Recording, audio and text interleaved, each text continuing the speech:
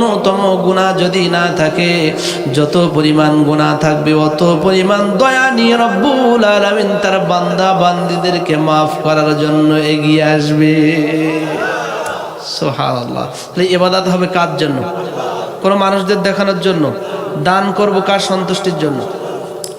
আন-নবী হুরায়রা রাদিয়াল্লাহু তাআলা قال قال رسول الله صلى الله عليه وسلم إن أول الناس يقضى عليه يوم القيامة رجل مستشهد فأوتي به فعرفه نعمته فعرفها إلى آخر الحديث।